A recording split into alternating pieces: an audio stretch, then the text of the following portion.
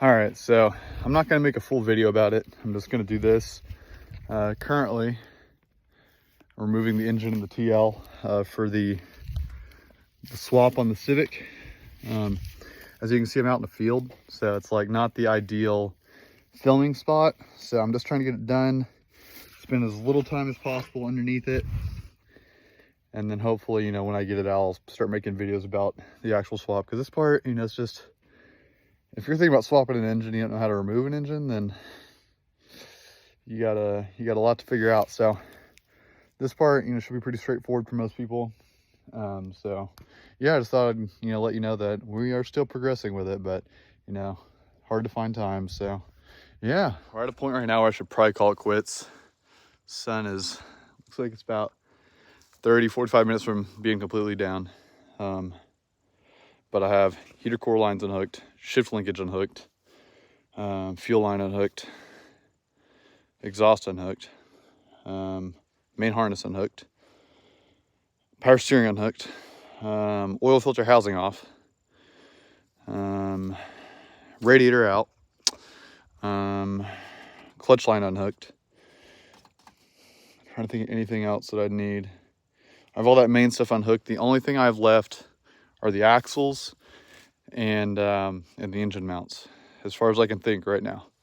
So I'm going to try to get the axles out. I'll just leave the engine mounts in there right now, let it, you know, sit there and hang, and then when I get another day, come back, rip it out of there, and you know, it shouldn't take long with everything else out of there. You know, I can just take the hood off and just rip it out of there, and it'll be good to go. So that's the plan right now. So hopefully I can get those axles out. All right, so I did myself up nice and pretty to show you the last video, I guess, where we still got a little bit of sunlight left. Not much. I'm gonna use it to clean up, but we have an axle, passenger side, and we got the axle for the driver's side.